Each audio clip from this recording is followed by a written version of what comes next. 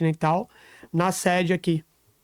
E teve algum bailarino assim, algum dançarino, o artista da época que você via ali e falou assim, caraca, eu quero dançar para tentar fazer isso, eu quero chegar mais ou menos Então, nessa pegada aqui. na minha época, eu acho que a única pessoa que a gente conseguia acompanhar assim, bem pouco, como não existia internet, né?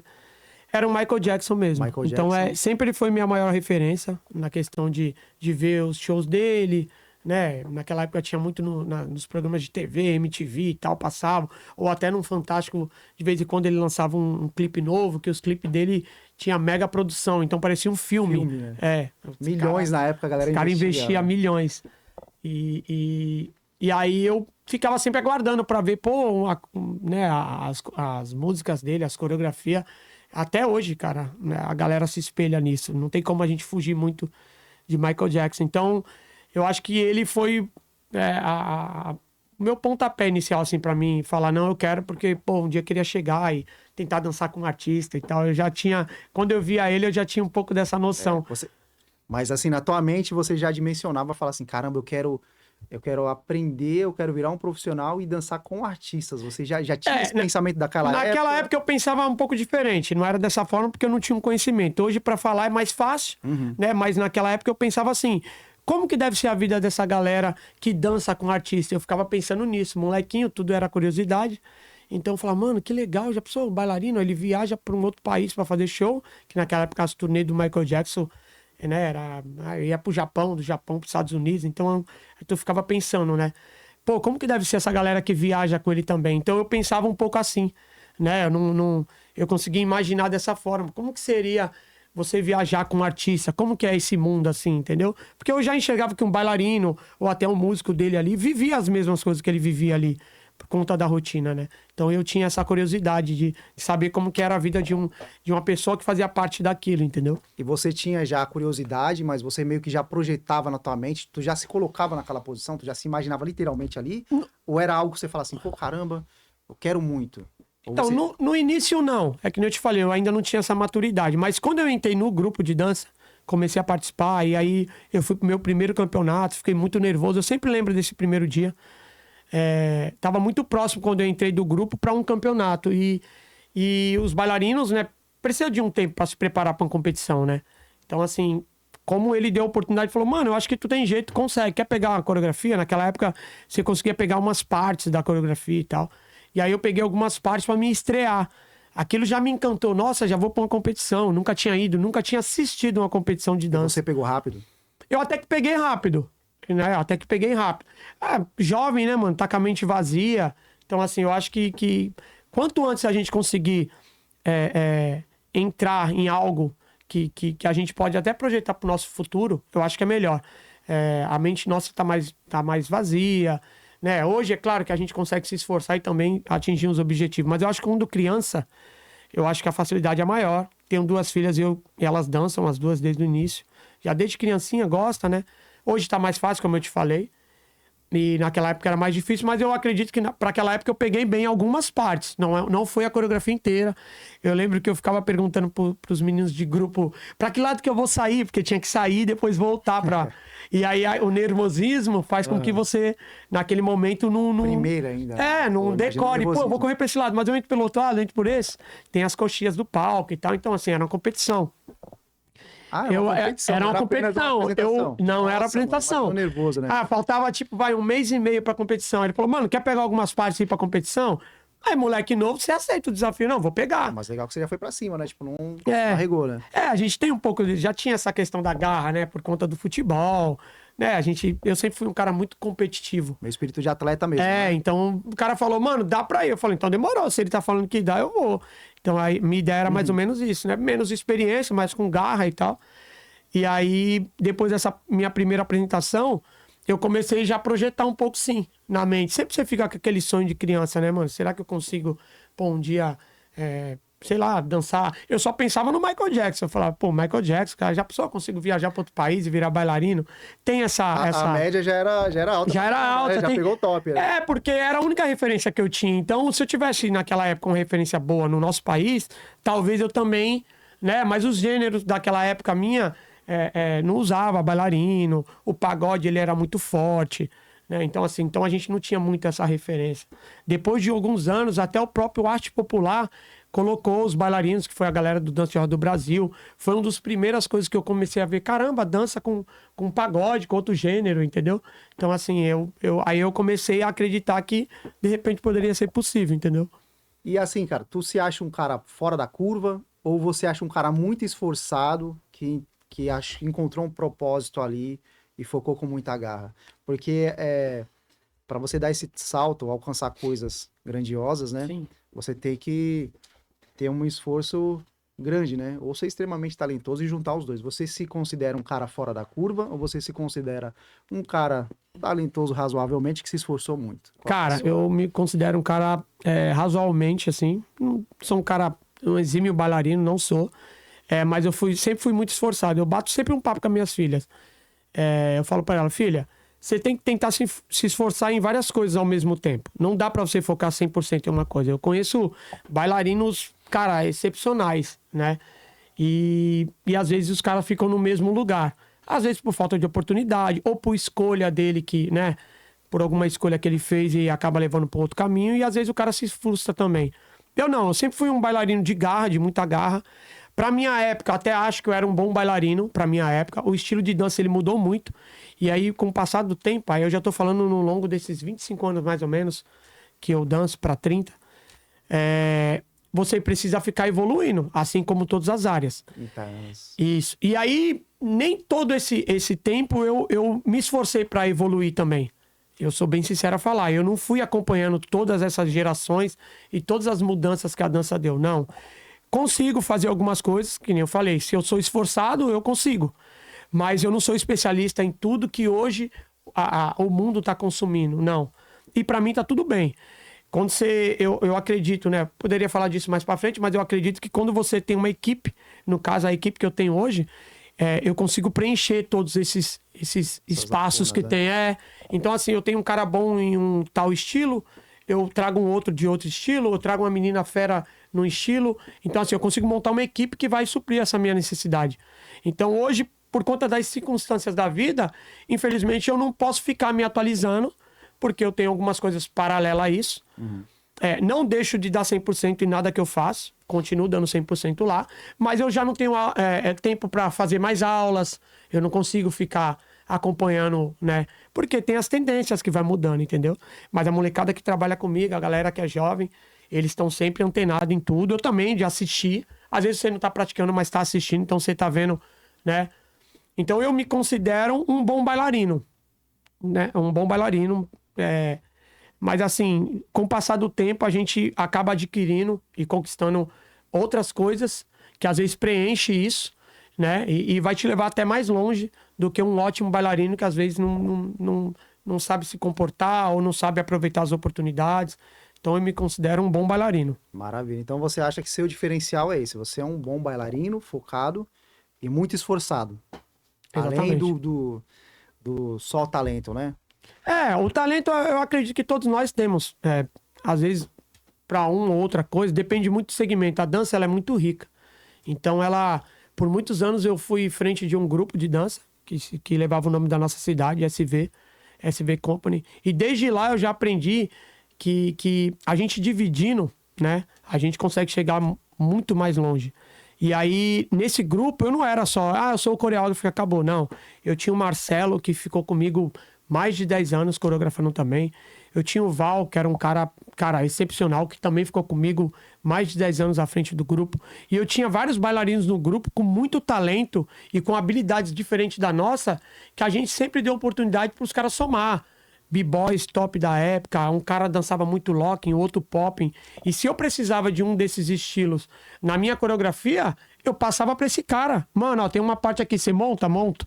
Então eu nunca tive essa vaidade, entendeu, Nathan? Uhum. De eu sou coreógrafo, eu vou montar da minha forma e acabou. Supria, né? Que você não sabia fazer. Supria, eu levo isso até hoje, cara. Pra suprir. Eu levo isso até hoje. É como se eu montasse sempre um time de futebol. Eu quero um lateral bom, um zagueiro bom, outro lateral também, um volante, um atacante. Não adianta eu ter um goleiro bom aqui e o resto do time não. Então, eu sempre monto uma equipe pensando dessa forma, Então entendeu? você sempre teve a mente do técnico, né? A mente da pessoa que está à frente do trabalho. Você pensa sempre no grupal, não pensa Exatamente. só na unidade, né? Na pessoa, o indivíduo, né? Vai, que nem hoje. Hoje, a função que eu exerço, né? Eu preciso disso. Porque a música, ela ficou muito eclética. Então, se eu ficar especializado numa área, se o artista que eu trabalho, ele grava um outro ritmo e eu não sei, eu não domino aquele outro ritmo, eu perdo.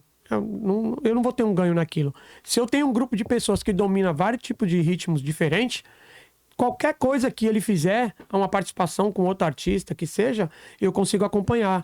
Então a gente tem essa equipe bem, um elenco, sabe, bem preenchido nesse sentido. E dentro dessas evoluções, assim, conforme vão passando os anos, e como você disse, não dá para você se atualizar em tudo, mas acredito que você tem que pegar pelo menos um pouco para você poder acompanhar a evolução, né? Porque senão não tem como acompanhar, né? Esse processo. Então, eu procuro fazer o quê? Há uns 2 anos atrás, até na época da pandemia ali, mais ou menos, eu ainda consegui dançar em alguns grupos que me convidou, que foi o Moving Force do meu amigo Anderson, me convidou para uma competição. Depois de, sei lá, 7, 8 anos, quase 10 anos sem eu competir, eu voltei aos palcos para competir. E aí você tem um período de se dedicar para os ensaios, porque competição, hoje em dia, a exigência é muito alta. Rola muito ainda a competição? Rola demais, nunca mudou. Nunca mudou. A gente sai um pouco do eixo e acha que não está acontecendo. Muitos festivais que eu tenho um festival que eu participei da 2ª edição, ela está na 25ª edição. Caraca. Então, assim, o festival ele permanece, não acaba. Mas seria o festival de hip hop. De hip hop, voltado só para hip hop. Então, assim, nunca parou. Então, eu há um tempo atrás, eu aceitei esse desafio de competir pela uma companhia, um grupo de um amigo, que é o Moving Force, eu fui. Então, assim, eu consegui ter essa experiência de competir num palco bacana também. Já foi um desafio porque minha filha ia competir por outra companhia, então eu queria fazer essa viagem com ela. Aceitei, fiz a viagem, ela no grupo dela, eu no meu. Mas, assim, consegui viver um pouco isso.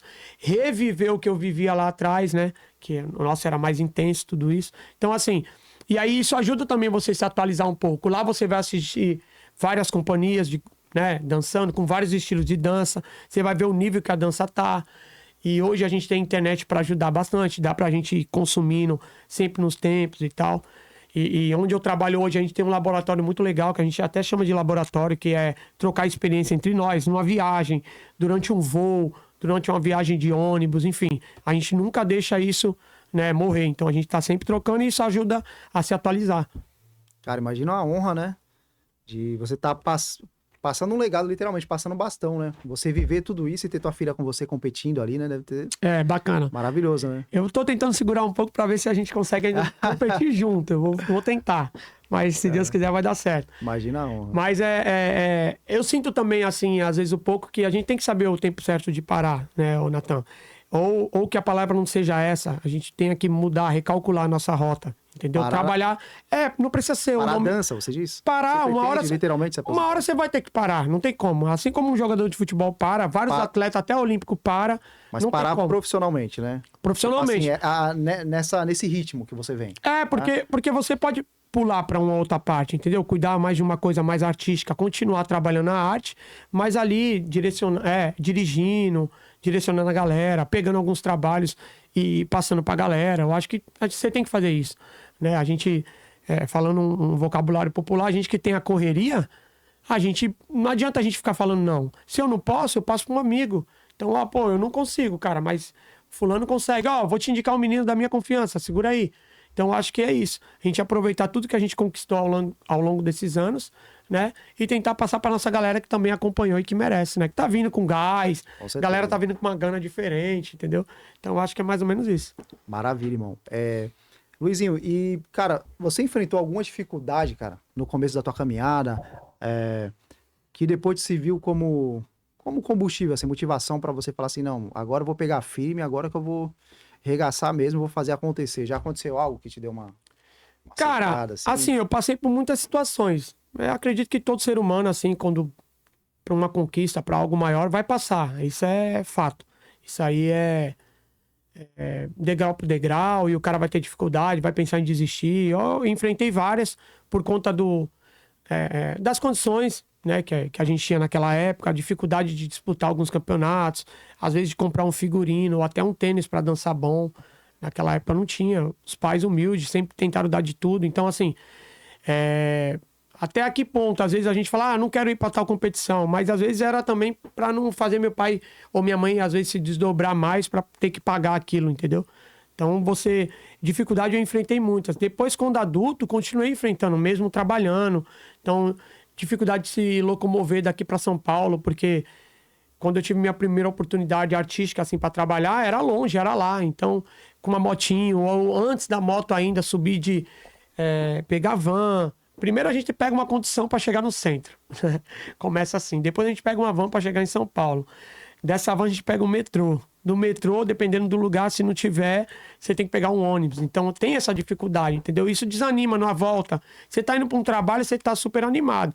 A volta é sempre mais complicada. Pô, tudo de novo, tá cansado, tá exausto o dia inteiro. Então teve várias dificuldades que eu passei, né? Que acredito que todo mundo passa, todo trabalhador passa para ir pro seu trabalho. Então, assim, nada que me desanimasse demais, porque você tem que estar convicto qual é o seu foco, né?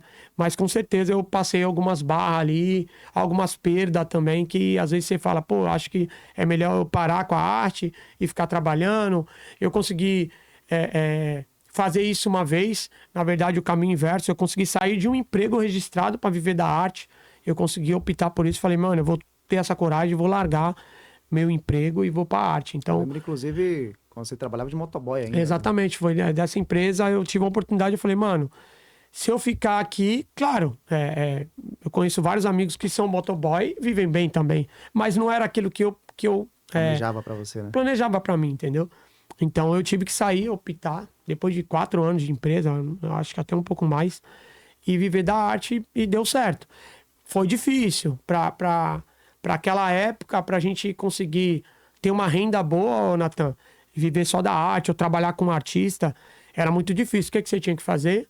Dar aula em academia, 2, 3 academias. Então eu enchia a minha semana de compromisso. Eu dava uma aula numa academia em Santos, a outra na Praia Grande, uma em São Vicente, uma aula em São Paulo, né? Dei aula em Osasco, então eu ficava fazendo esses projetinhos, dando aula, né? Hoje está mais forte, tem mais oportunidade, muito mais academia, mas na minha época era mais difícil.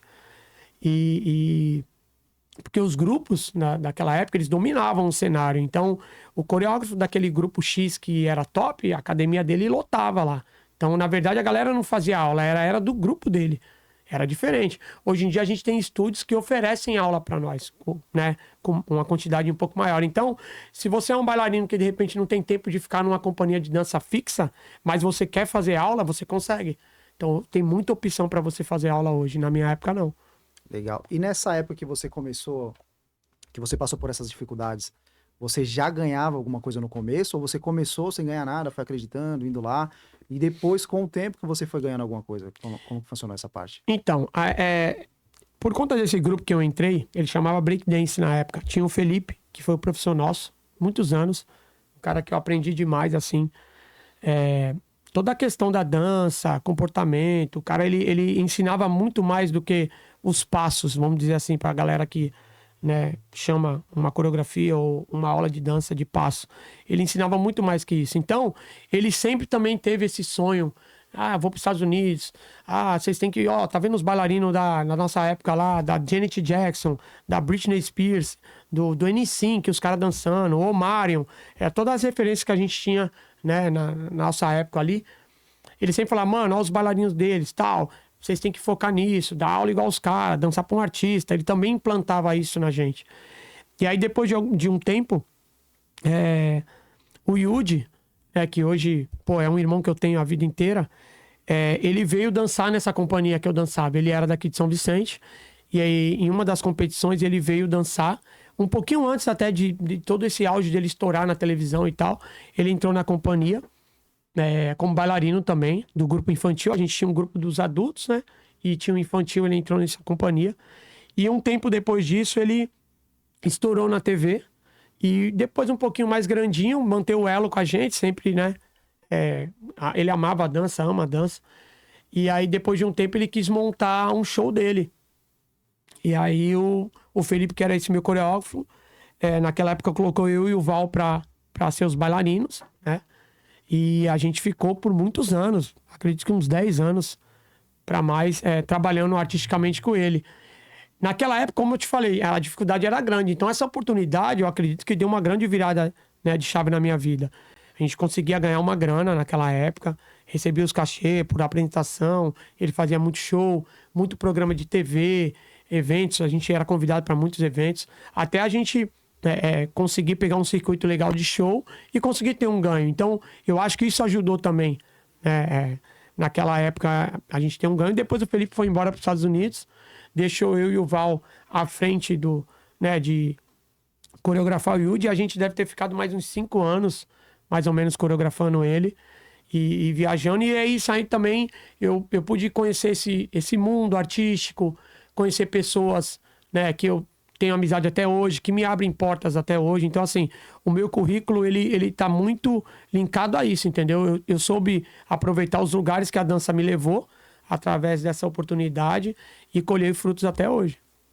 Pô, que bacana, cara. A próxima pergunta que eu ia fazer era referente a isso, né? Como foi pra você sair desse universo pra entrar nesse universo dos famosos, né? Ter acesso a essa realidade diferente. Você já introduziu esse assunto, mas você avançou ainda mais, né? Porque você saiu do ponto de apenas ser o coreógrafo e ter uma amizade, né? Vocês construíram uma amizade durante os anos aí, né? E todos esses eventos que você foi fazendo e criando com ele acabou fortalecendo os laços, né? E como foi essa transição pra você, cara? Você conseguir transitar e se acostumar com esses dois universos totalmente diferentes, né? Você ter a mente no lugar, né? De você poder acessar esses lugares, depois voltar para tua comunidade, que é o lugar que você escolheu viver até hoje, e isso ser totalmente comum para você. Como que funciona isso? Cara, então, como eu te falei, ao longo da minha vida eu tive, né, muitos professores. Eu vou chamar esses caras de professores porque eu acho que quem nos ensina vão ser eternamente nossos professores, né, nossos mestres. E aí eu tive vários caras. Depois de um tempo, eu pude trabalhar, tive a oportunidade de trabalhar com o Rai, que é um cara que me ensinou muito esse mundo artístico. O Reginaldo também, que é um cara que ele sempre trabalhou a parte da dança e uma parte meio que empresarial. Ele sempre enxergou na dança uma forma de ganhar uma grana, de fazer evento. Ele não ficava participando do evento, ele pensava em promover o evento. E aí você andando com esses caras ao longo dos anos, você começa a entender e vendo a forma que eles começam a viver e te passar aquela... Fica sempre natural, sem soberba. Você chamava para vir na minha casa, os caras vinham. Aí eu ia na casa dos caras, uma realidade às vezes diferente. E eles não mudar, eu acho que eu fui aprendendo com esses caras isso, entendeu? Então, a gente fazia um programa de TV, acabava o programa de TV, voltava pra Baixada, vinha pra minha casa, pra minha quebrada, a molecadinha na rua. Pô, eu te vi lá no programa e tal. E eu ia jogar bola com os caras. Como eu tive isso desde o início, eu não deixei que isso... mudasse. Até porque eu sempre voltava no caminho conversando com esses caras e os caras sempre falavam pra mim, mano, a sua realidade é aquela. Não deslumbra, não. A gente tá tendo essa oportunidade, né, de gravar um programa de TV ou um programa de TV ao vivo, mas a gente sabe da nossa origem, né? Então, assim, eles sempre me prepararam pra isso. Eu aprendi muito isso com eles, com o Reginaldo, com o Rai, com o próprio Felipe, com o próprio Yudi, que foi um moleque que ele viveu. Ele saiu de uma vida humilde, né? E mãe professora, o pai trabalhava na feira. Então, assim, humilde para um apresentador de TV nível nacional. E ele não mudou. Ele sempre continuou vindo na minha casa. Onde eu arrumasse o lugar pra gente ensaiar, ele ensaiava. Não importa qual era a academia, ele não exigia academia. Então, se você tá convivendo com pessoas de sucesso, né? E não estão mudando, eu acho que isso fez com que eu nunca perdesse o foco do que eu queria, almejando sempre buscar coisas que para muitos parece ser impossível, mas não é. E não mudar e também aceitar onde eu moro, agradecer por isso. Eu nunca quis mudar daqui, entendeu? Então eu nunca quis sair da área continental. Eu não consigo imaginar eu morando em outro lugar. Um dia, pode ser que eu fale, pô, vou tentar uma vida, minhas filhas estão casadas, eu e minha mulher, quero paz num lugar, não sei. Mas hoje eu não consigo me imaginar. Porque aqui que estão meus amigos de verdade, entendeu? Aqui que eu me sinto bem, aqui que eu sei onde eu posso frequentar sempre, ninguém vai me olhar diferente. Então, assim, eu sempre quis esse conforto, eu chamo isso de conforto, onde eu tenho. Posso andar com meu carro, onde for, posso levar minhas filhas onde for. Então, assim, eu não tenho motivo de mudar de um lugar que eu me sinto bem, todo mundo me trata bem, entendeu? Com certeza, irmão. Maravilhoso. Muito, muito bonito ver isso da tua parte. Porque a gente vê muito assim, muitas vezes as pessoas se deslumbram com coisas pequenas, né? Tipo, pô, meu carro de marca tal, né? Tenho casa em tal lugar. E você ter acesso a toda essa realidade e não se deslumbrar é algo maravilhoso e realmente fora da curva, né, cara? E é bacana também o nosso público, o pessoal da arte aí, né? Que muitos almejam chegar nesse lugar, né? Porque o artista, ele sonha, como você sonhou no início, sonha em estar lá nos grandes palcos, tá com os grandes artistas, né? Então é muito bom a galera poder escutar isso e ter essa noção, e quem sabe também não forjar essa mente, né? De ter o pé no chão, né? Para quando conseguir alcançar algo maior, manter suas raízes, né? Não pensar, não ter um pensamento diferente disso, né? Sim, mano. Aqui na área continental, cara, a gente tem muito cara talentoso, mano. Em várias áreas. Mulherada, a galera, a molecadinha, assim. Há muito tempo atrás era mais difícil a gente ver, de repente, um jogador de futebol sair daqui. E hoje em dia a gente tem alguns meninos que estão brilhando aí. Pô, tem um exemplo de um cara que eu trabalho há quase 12 anos, que é o Narico. E o cara, aonde ele for no mundo, né? Acompanhei ele em muitos lugares, o cara fala de São Vicente, da área continental, da origem dele, conta a história. Fala que o cara cortava o cabelo numa cadeira que afundava numa área de mangue. E o cara... Corte a R$1, né? Corte a R$1. Você sabe que também é da nossa comunidade, a gente dividiu isso há muitos anos. Então, assim, você vê um cara desse, que frequenta lugares, né? Top, o cara, Copa do Mundo, acompanha a seleção brasileira, e o cara sempre volta para a origem dele e continua normal, andando de bermuda, de chinelo. Muito bom, gente não tem motivo para, né, para mudar isso, sim, entendeu? Esse é o verdadeiro ouro, né? Tem uma galera que paga para estar em condomínio de luxo, cheio de segurança, você poder continuar de onde você veio e ter toda a segurança, não acontecer nada com você. Exatamente. É para qualquer um, né? Agora do Narico, segura um pouquinho aí que eu quero falar essa parte empresarial um pouco mais para frente aí. Vambora. Uma outra dúvida que eu acredito que o pessoal possa ter também, com certeza deve ter. Cara, como que é pisar nos maiores palcos do mundo, os maiores eventos do mundo, os maiores shows do mundo? Você participou há pouco tempo atrás do Lollapalooza, do Rock in Rio, acabou de voltar de Portugal, que você estava? Sim, Portugal e Espanha. Conta pra gente um pouco de como é participar de um evento desse, que é o sonho de qualquer artista, qualquer produtor, qualquer músico, dançarino. Certo. Mano, assim, eu vou voltar um pouquinho atrás para mostrar um pouquinho da trajetória, porque a gente precisa de uma preparação sim, né? Dependendo do cargo que você exerça e esteja de frente, no meu caso ali, de produzir artisticamente esse show, né? A gente tem uma equipe maravilhosa hoje, com suporte. Eu quero até mandar um abraço pra minha equipe aí, pro César, Bruno, Renato, todo mundo que faz parte disso. O próprio Livinho, que dá sempre... deu uma abertura legal pra gente criar. Tavares, que é o nosso DJ. Então, assim, a gente tem uma equipe bacana. E a gente tem que se preparar pra isso, pra somar com os caras desse, entendeu? Então, assim, se eu voltar um pouquinho lá atrás, por conta de todos esses programas de TV, eventos de dança que eu fui, né? Participei, por conta do Yudi, de diversos... Teleton, entendeu? Então, assim, esses programas, eles vão te dando uma bagagem. Você consegue enxergar, ver aquela equipe trabalhando, né? O que rola, como que os caras montam uma luz, o que funciona, o que não funciona na TV, o que dá impacto, o que não dá impacto para o público. Então, a gente tem que aprender tudo isso, entendeu? Então, assim, pra gente chegar e estar à frente de algo, a gente tem que ter uma bagagem. Claro que se vir uma oportunidade, a gente tem que encarar, ter coragem, né? Mas quando a gente chega preparado a um palco, que nem você citou, do Lollapalooza, né? Com confiança e convicto, o que você pode fazer para dar um X resultado, porque a ideia eu sei o que eu vou fazer lá e o resultado que vai dar. Você tem que calcular isso, entendeu? Então, assim, com tempo de bagagem, você tem que pensar nisso. Ó, eu vou fazer um trabalho assim, né? E vai ter esse retorno. Então, assim, montar um bom elenco, uma boa equipe, pesquisar um tema bom, tudo isso não vai dar uma diferença nesse resultado. Então, assim, pisar num palco hoje, eu me sinto até mais preparado de estar à frente. Trabalho maravilhoso que a gente fez no Lollapalooza. A gente levou um tema de tantos anos da morte do Michael Jackson. Então, assim, bagulho estourou a rede social, entendeu? Foi um dos assuntos mais comentados. Então a gente conseguiu fazer um trabalho legal, com bastante pesquisa, entendeu? Então aquilo ali deu um up, aí a gente conseguiu ganhar confiança e ir pro Rock in Rio.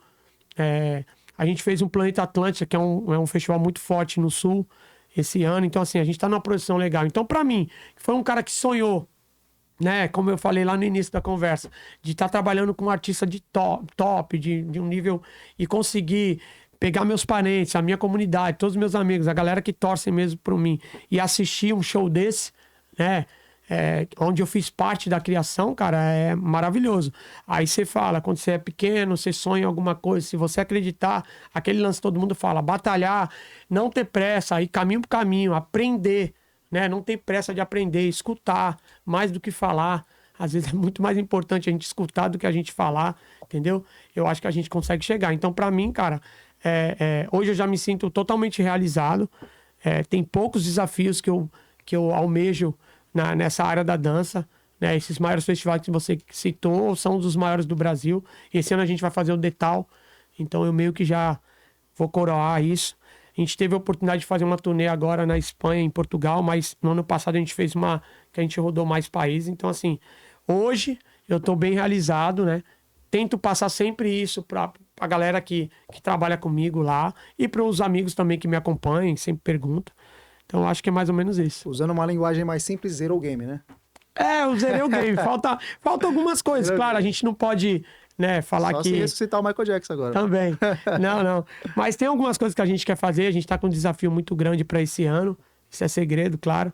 Mas, e aí, eu acho que depois que eu fizer esse trabalho também, eu acho que eu vou me satisfazer um pouco mais, assim, né? Que a gente tem que trabalhar para isso também, né? Ver algo que a gente planejou, criou, aí a gente vai executar, se esforçar e depois ver o resultado. Então a gente tem um desafio bom aí até o fim do ano e eu acho que também vai ser mais uma conquista legal aí. Maravilha, cara. E depois de tantos anos, assim, tanta segurança e tantas realizações, ainda rola, quando você for fazer um evento grande desse, com esse tamanho, com esse peso, algum tipo de nervosismo, Nervosismo eu falo no sentido daquele friozinho na barriga, ainda rola? Ou hoje em dia não tem mais isso? Cara, rola. É que com o passar do tempo você tem que trabalhar muito a concentração. Se você estiver muito concentrado, focado, confiante naquilo que você vai fazer, o medo ele não existe. Você não foca, por exemplo, vai no público, você foca na coreografia. Eu tô seguro no que eu vou fazer, a minha equipe tá segura, eu vou olhar no olho de cada um, a gente ensaiou, minha equipe técnica, DJ, o cantor tá seguro, tá todo mundo seguro, a gente tá unido, vamos fazer aquela oração, vai dar tudo certo, vambora, entendeu? Tem aquele, né, um dia antes daqui, você fica por conta do desafio, do público que você vai encarar, do pós, que nem eu falei, que é o que mais a gente... É como se você estivesse plantando para colher. Então você faz o espetáculo, que a gente chama de espetáculo, para colher depois o resultado. Então, assim, você fica com aquela, né, com aquele cuidado. Mas aí você tem que estar sempre confiante, né, seguro, rola os ensaios para isso, os ajustes. Né? Quando você faz isso tudo de forma correta, a chance de dar errado é mínima. Então, assim, essa confiança tem aquele nervosismozinho, aquele lance que é normal de todo ser humano. Mas eu acho que hoje em dia eu tiro um pouco mais de letra por conta da confiança, entendeu? Cara, eu imagino assim, vai. Eu produzo evento também, mas pequenos eventos, nada próximo do que você faz. E a gente já tem um olhar diferente, né? Você fica preocupado com tudo que tá rolando ao redor.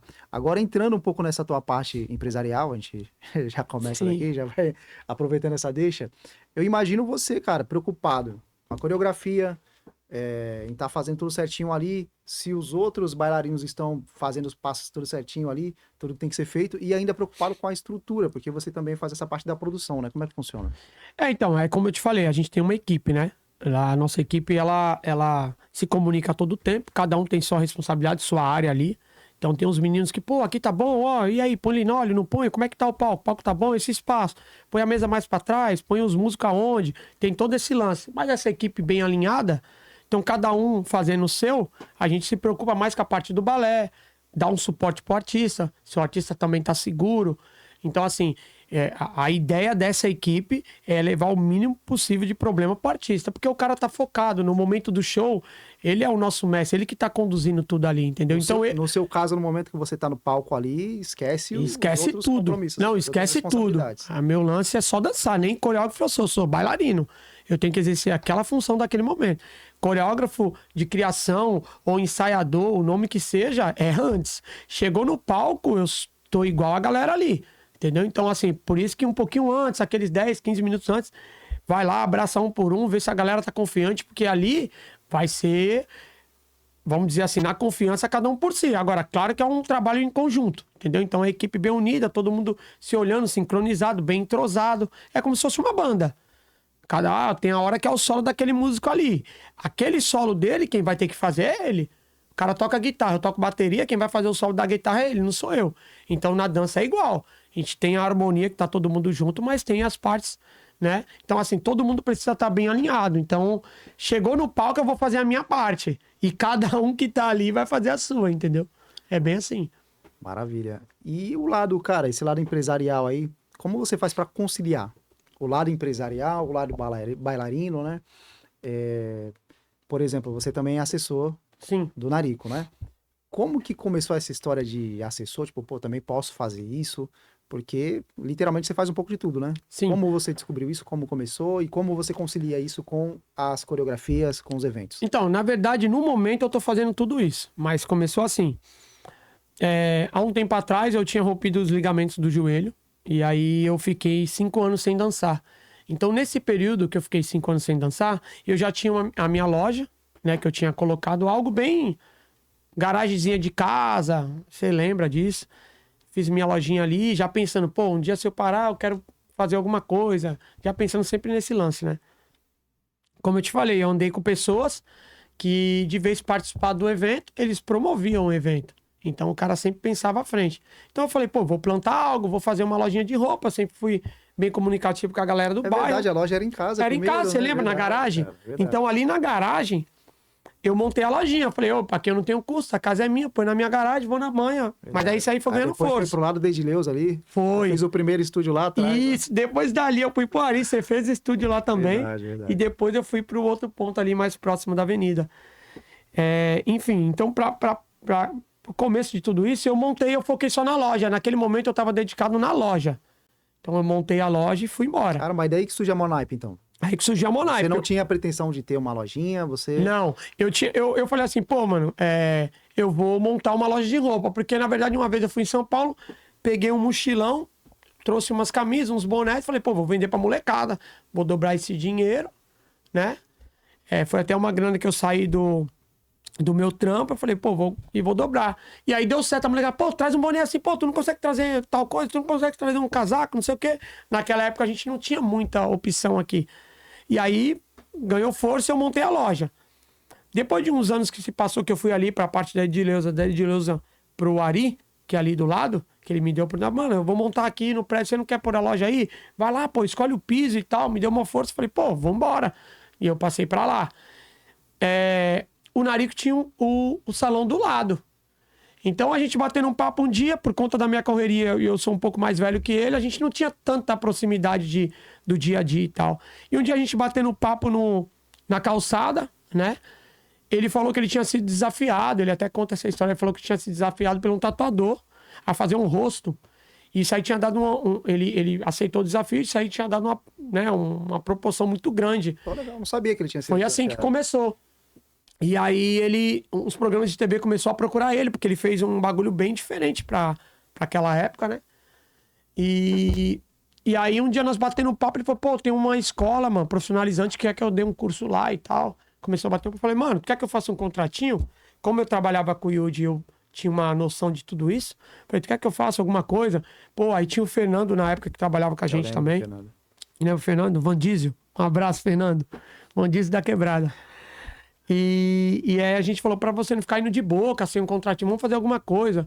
Aí a gente, não, vamos lá, bater um papo, ver como é que é. A gente foi lá na escola, bater um papo, pá. Então ele pediu essa ajuda. E até eu falei pra ele, é uma frase que ele sempre fala, eu falei assim pra ele. Como eu dava aula, né? Falei assim pra ele, mano, aceita esse desafio de dar aula. Ele, pô, como que eu vou falar pros alunos e tal, né? Aquele receio, né?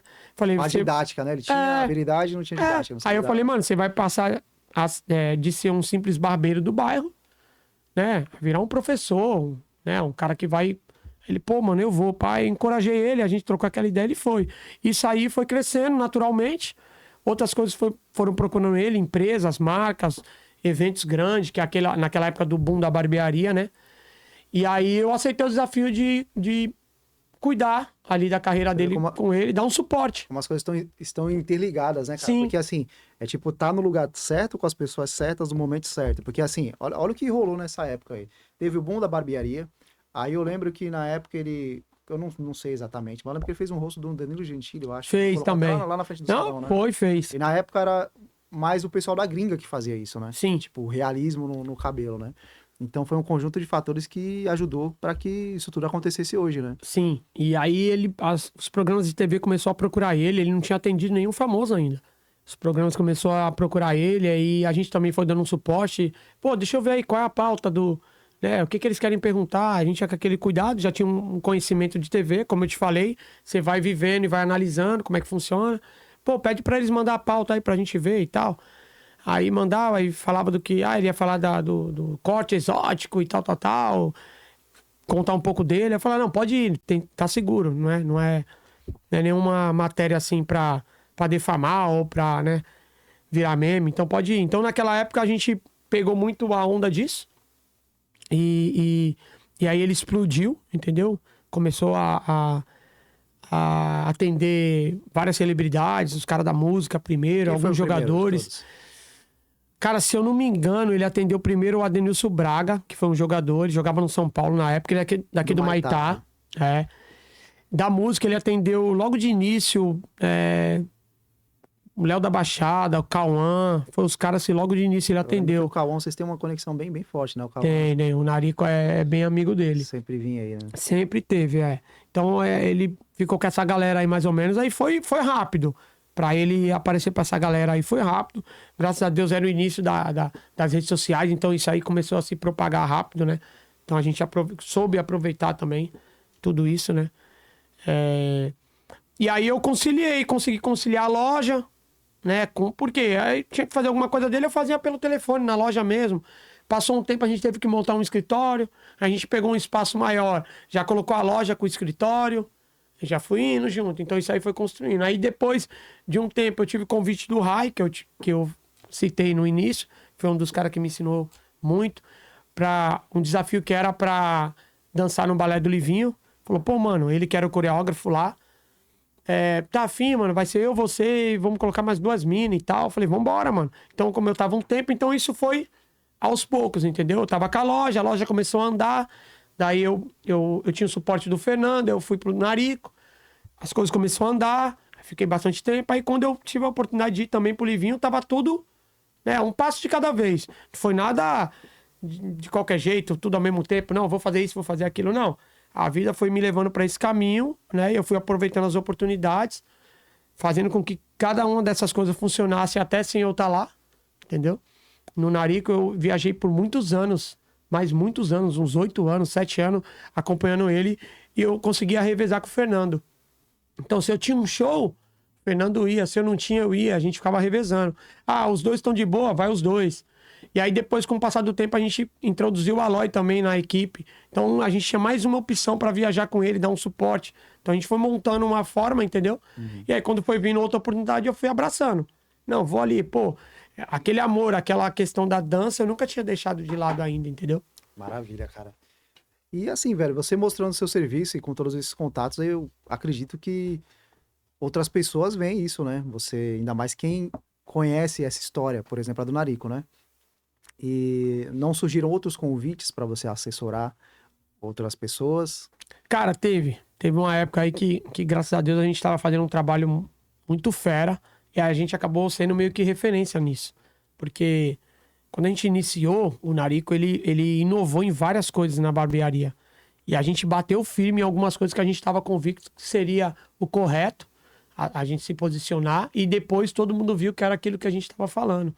Então, assim, quando a galera começou a enxergar, a gente já estava um pouquinho à frente se posicionando em algumas coisas. Então a gente acabou virando referência nisso.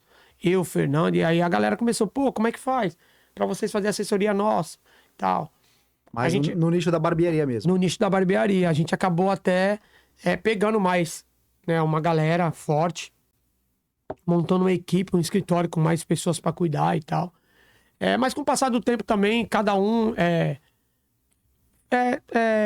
segue a sua carreira de uma forma, entendeu? Então, nem sempre a forma também que eu quero pra você, de repente, é o melhor pra você.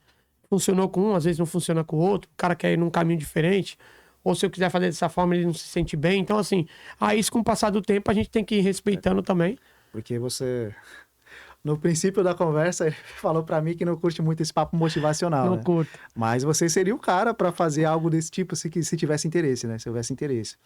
Você veio do jogador, quer dizer, você veio do zero. Sim. Chegou no Neymar, acabaram de voltar de um Cruzeiro, não é isso? Teve um Sim. Cruzeiro, dos Barbeiros. Conta pra gente também como é que funciona esse esquema do Cruzeiro aí. Então, o que acontece com tudo isso? Com o passar do tempo, o Narico ficou muito forte, a gente acabou conhecendo pessoas.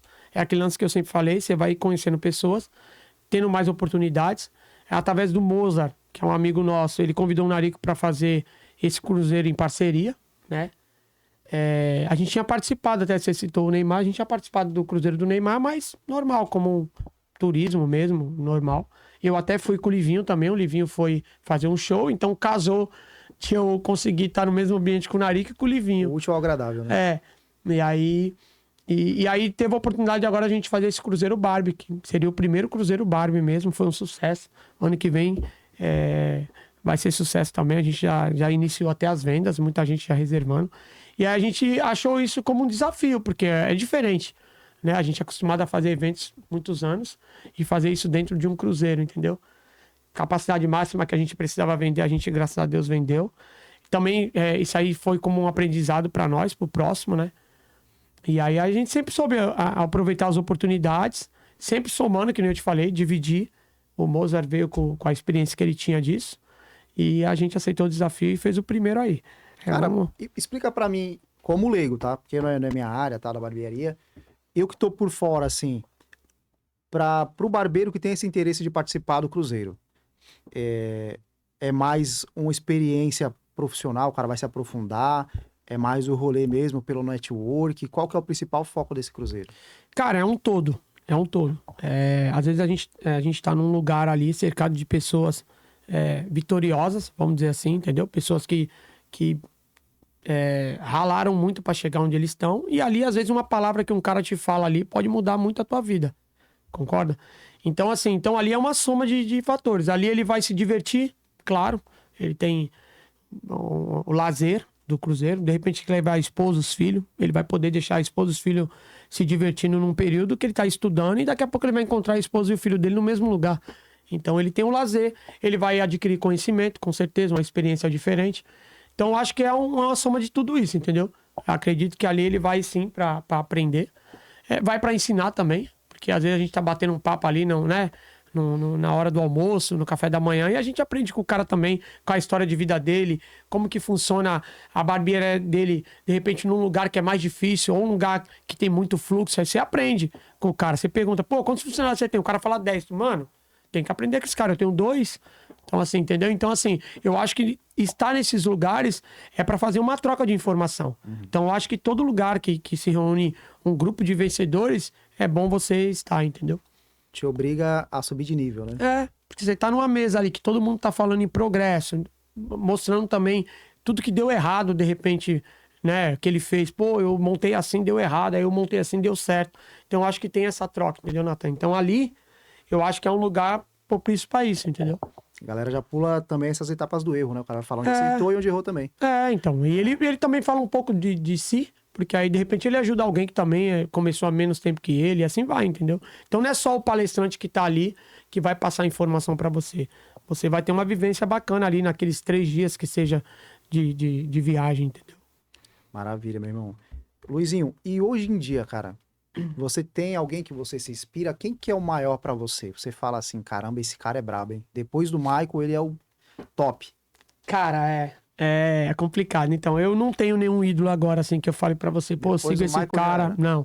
O Michael, ele foi um ídolo pra mim, eu encontro criança, assim, entendeu? Aquele lance de criança, de ver o cara, as coisas que ele fazia. Tipo um herói, né? Então ele pra mim... Depois de adulto, cara, eu tive alguns caras que eu admirei muito, como Ayrton Senna. Sempre admirei demais ele. O próprio Silvio Santos, que também eu admirei. Eu pude ter, não contato assim, mas pude conviver com muitas pessoas que conviveu com ele. Então, os caras falar a forma que o cara conduzia a sua equipe, falava de si mesmo, se comportava no dia a dia. Isso faz você refletir, entendeu?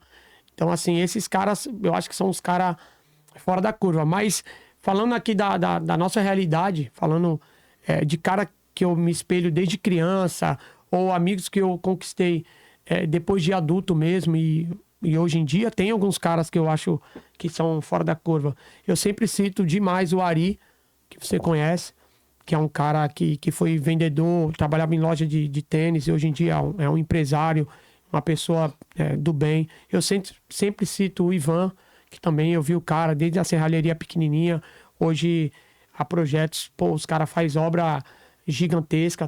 Isso é um orgulho, entendeu? De ver os caras do lado. Então esses caras são os caras que eu me espelho. Me espelho no próprio Narico, que foi um moleque que saiu do mesmo lugar que a gente, né? Você sabe, brincamos de bola na rua, todo mundo junto.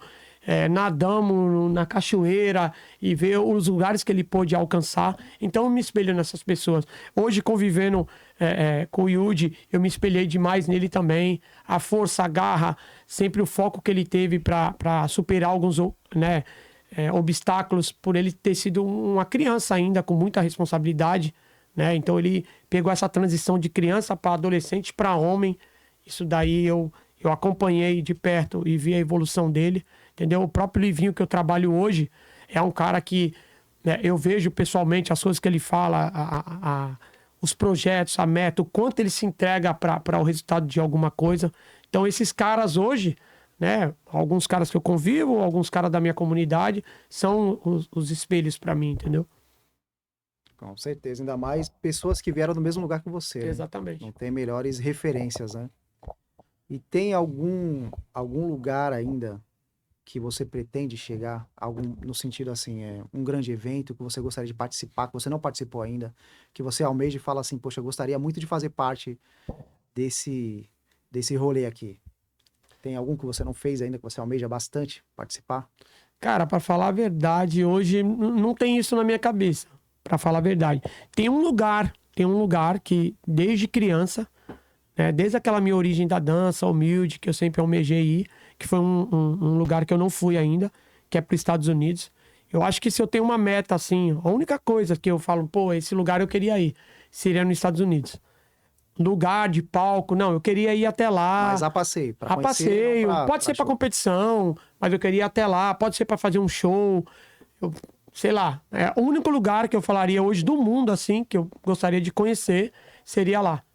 Não tem mais nenhuma coisa, assim, fora disso que eu gostaria de conhecer. Eu sou muito satisfeito, muito grato tudo que Deus, né, me ofereceu até hoje na vida. Então, assim, seria até egoísmo meu falar que eu quero fazer tal coisa. Não, eu quero que Deus me dê muita saúde, sabedoria, e o resto eu vou correndo atrás. É o único lugar, eu acho que eu ainda pretendo ir um dia. Se for olhar com cuidado, analisar com cuidado, foi uma caminhada perfeita, né? Não é perfeita, dificuldade sempre tem. Foi uma caminhada. Se a gente for analisar a linha do tempo pelo que você foi falando aí, foi tudo fluindo. Não, foi bem, bom, né? Foi bom. Não tenho o que reclamar, não, das oportunidades que eu tive. Eu até vejo, o Narico fala isso e é muita verdade, fica até como lição. Oportunidade todos têm, entendeu? Mas você precisa ser bom também para agarrá-las, entendeu?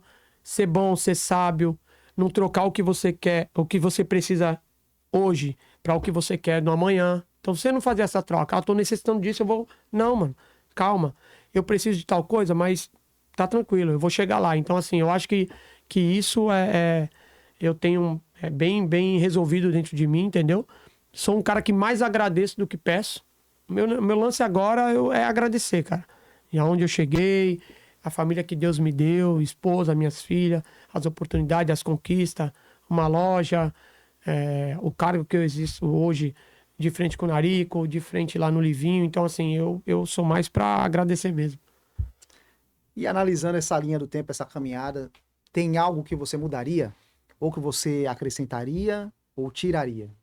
Então, aí tem. Se eu falar pra você, quando eu deito minha cabeça no travesseiro, eu não penso em algumas coisas, tem. Isso é uma parada muito louca. Todos nós temos, né, as nossas falhas ali, ou as nossas dúvidas, né? Eu mudaria muita coisa nessa trajetória. Talvez eu diminuiria muita coisa que eu fiz. Mas quando você é jovem, você tá no embalo, você vai abraçando o mundo, né? Hoje, eu optaria mais em ficar alguns desses tempos que eu perdi muito viajando, curtindo, aprendendo, mais com a minha família. Eu trocaria tudo isso hoje, se eu pudesse, para ficar mais tempo com a minha família.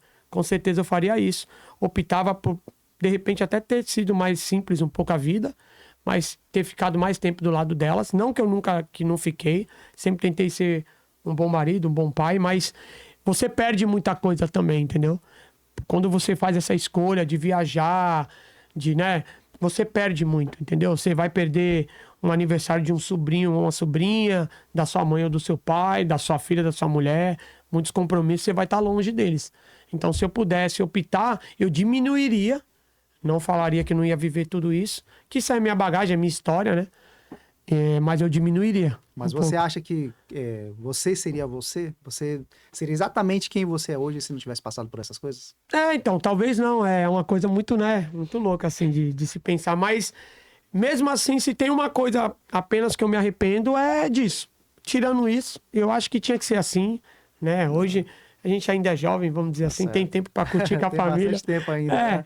E aí a gente agora, se Deus quiser, a gente vai colher um pouquinho mais de fruto, ficar mais um pouco do lado da família, entendeu? Por mais que a gente ainda continue fazendo tudo isso, mas aí agora com uma frequência um pouco menor, entendeu? Eu acho que é isso. Irmão, e de tudo isso que aconteceu, de toda essa linha do tempo que a gente examinou, que a gente voltou lá atrás, comparou os detalhes, erros e acertos, qual o seu maior orgulho quando você olha para tudo isso que você construiu? O que é que você olha, assim, desde o menino lá do Luizinho, criança, as dificuldades, né, até suas filhas. O que você olha e faz teu coração vibrar ainda? Que você fala, mano, que da hora que eu consegui fazer isso. Cara, eu acho que é conversar com meus amigos, como você, quando a gente pode bater um papo, com a minha família, com as minhas filhas. Eu acho que o meu maior, assim, orgulho é saber que eu tive toda essa trajetória, isso deu um resultado. Eu nunca fui aquele cara de começar algo e parar pela metade, eu sempre quis concluir algo, chegar, dar um resultado, e aí se aquela coisa não existir mais, mas eu consegui chegar até ali, entendeu? Então, assim, eu nunca quis fazer algo que eu parasse pela metade. Então, sempre quando eu converso com um amigo meu, que eu vejo que, pô, o cara sempre torceu por mim, eu sou um orgulho pra ele. Quando eu falo com a minha esposa, por mais que de repente ela não demonstre, mas ela possa falar pra um parente dela, pô, meu marido tá em tal lugar, ele viajou pra Europa, ele tá no Rock in Rio. Minhas filhas, pai, me mandar uma mensagem minutos antes de eu subir num palco de um programa de TV ou do Rock in Rio, ou que nem a oportunidade que eu tive de ir pra Copa do Mundo, eu e o Narico, do Catar. Então, minhas filhas ter orgulho de eu estar lá, eu acho que isso é o meu maior legado, assim, entendeu? Não tem preço, né, irmão? Não tem preço, cara. Ver os teus amigos de verdade que sempre torceram por você e ver que você conseguiu chegar, eu acho que a gente consegue passar isso pra eles também, né? Pra galerinha que é da sua comunidade, que sonha, de repente, de ver um jogador de futebol. Imagine você participar de uma Copa do Mundo, tá lá presenciando isso, entendeu? Você conhecer tudo que acontece por trás ali, né? Exatamente. Irmão, nossa entrevista tá chegando ao fim. Eu queria agradecer mais uma vez, de coração, por você ter aceitado. Falar de tudo que você representa para nossa comunidade aqui, chover no molhado, mas tem que ser dito, né, cara? Porque realmente você é referência para todo mundo que vem de onde a gente vem, né? Eu quis muito trazer você aqui, porque eu tenho certeza que o público que me assiste, o pessoal da arte, vai se inspirar muito ouvindo a sua história. Então, eu gostaria de coração de agradecer mais uma vez por você ter aceitado o convite. Mano, eu que agradeço. Você sabe que eu não sou muito de falar de público. Sempre foi uma estratégia minha, né? Eu sempre brincava com a galera. Ei, fala aí, Luiz. Não quero falar. Sempre foi uma estratégia minha viver de bastidores. Eu gosto disso. Os resultados você pode fazer dessa forma. Nem sempre você tem que pensar em fazer algo para se aparecer ou para estar no foco. Eu nunca pensei nisso, entendeu? Eu sempre quis fazer o que me pediram. Ah, mano, você tem que fazer tal coisa. Tá feito, mano. Pega. Eu não preciso, né, ganhar a glória daquilo. Eu sempre fui um cara muito focado nisso. Aceitar. Dessa forma, eu sempre me blindei de frustração, entendeu? Eu sempre trabalhei muito minha mente para isso. Então, eu sempre aceitei a posição que eu estava, entendeu? Então, nunca quis passar não, quero... Não, ó, foi eu que fiz, coloca meu nome aí, eu nunca pensei nisso. Eu sempre quis dar o resultado do que precisavam, entendeu? Se você pediu para mim trocar teu pneu, eu queria trocar teu pneu e não queria que você falasse, pô, foi o Luizinho que trocou meu pneu. Não, mano, você precisou de mim, eu não troquei teu pneu, tá feito. Então, eu sempre pensei muito assim, eu acho que quando a gente se comporta dessa forma, não pulando etapa, entendeu? E não fazendo algo para que todo mundo veja, e na real, se você tá ali para fazer algo, é sua obrigação, entendeu? Então eu sempre pensei dessa forma, nunca quis pular essa etapa e aparecer. Eu não sou de falar em podcast, não curto. É como o Nathan fez o convite, eu quis dividir um pouquinho. Aumentou mais ainda a nossa moral, né? Que é isso. Não sou muito fã, não. Maravilha, meu irmão. Grande honra, muito honrado em ter você com a gente aqui. Cara, para finalizar, você quer falar sobre os próximos shows, deixar suas redes sociais para quem não segue ainda, não conhece teu trabalho? Pô, cara, quero agradecer o espaço, né? Agradecer o Di também. Eu tava devendo uma visita aqui, a gente fala a verdade. Na correria, um irmão também. Parabéns pelo espaço, parabéns pelo podcast. A gente precisa de mais pessoas que possam dar espaço, né, Nathan, para artistas da nossa região. Então, assim, queria agradecer. Dizer que a gente tem alguns desafios ainda, né? Quem é o público aí acompanha a gente lá no Livinho, sabe da nossa entrega, do nosso trabalho. Esse ano a gente tem um trampo bacana para fazer no Detal. Acho que tem uma turnê também bacana na Europa. Na Arico a gente agora tem um evento grande que a gente vai trazer uma galera firme aí para falar de empreendedorismo, que eu acho que é uma parte boa, que ajuda todas as áreas, né, Nathan? Acho que a galera tem que aprender um pouco do passo a passo. E eu acredito que é isso, mano. Então é isso, família. Esse foi o Luizinho SV, esse é o Supernova Podcast. Muito obrigado para quem acompanhou até aqui. Até a próxima. Tchau. Satisfação.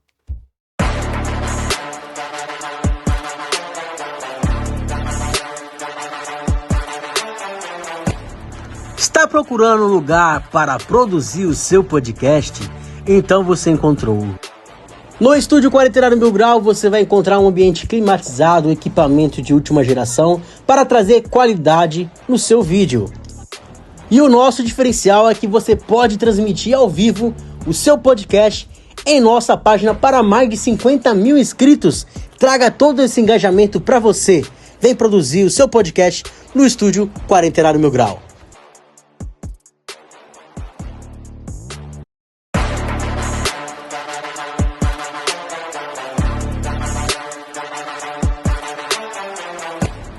Está procurando um lugar para produzir o seu podcast?